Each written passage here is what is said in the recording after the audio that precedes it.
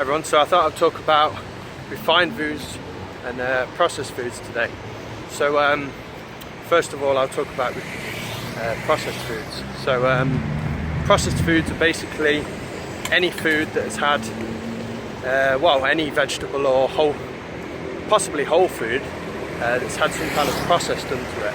So you could have, for example, rice, let's say whole grain rice, and then you've cooked it. So technically that has in some way been processed, cooking, right?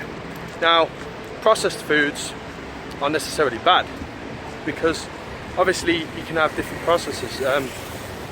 You know, you can have say cooking, drying out, so that's another process that foods can go through. So dried food, you know, raisins, dates, dried bananas, things like that, they are in some way processed.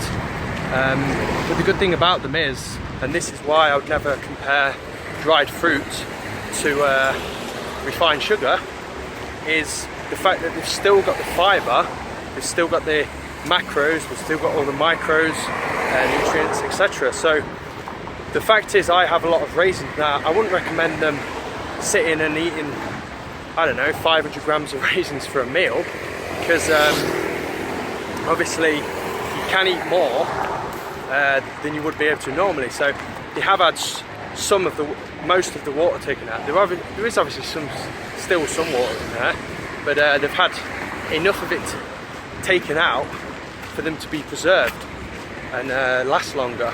So you can actually rehydrate them. When I cook raisins in the oatmeal, I find that they get kind of like go almost like little grapes again. So they do, yeah, they do sort of, they can be rehydrated. So I mean, if you're, you know, afraid of having dried fruit for that reason, then obviously you can circulate some water or your raisins or whatever and rehydrate them in the fridge or whatever overnight. So that's something you can do. So anyway, I'll talk about refined foods now. Now, refined foods are definitely less than ideal. You know, in certain situations where it's like you're out and about, you can't find any vegan food or whatever, and you have to eat something, you know, and maybe you go to a restaurant and they've only got white rice. That's pretty common. So yeah, okay, you have to have white rice or whatever now and again, you know, just to get by, sort of thing. But I would say on a day-to-day basis, it's not ideal to eat any kind of refined foods. Now, refined foods are where the actual whole food has been altered. So in this instance, let's talk about white rice, for example. So white rice, the fibre has been all but removed, essentially. So from obviously it starts off brown, purple, whatever, and they basically remove all of the fibre, which also removes nutrients, micronutrients and stuff, and even removes some macronutrients, some protein. And then obviously you get white rice, which, like I said, should be anything like that should be used very sparingly. Then we have something else. We have refined sugar. Now that is 100% carbohydrate. That is very dangerous.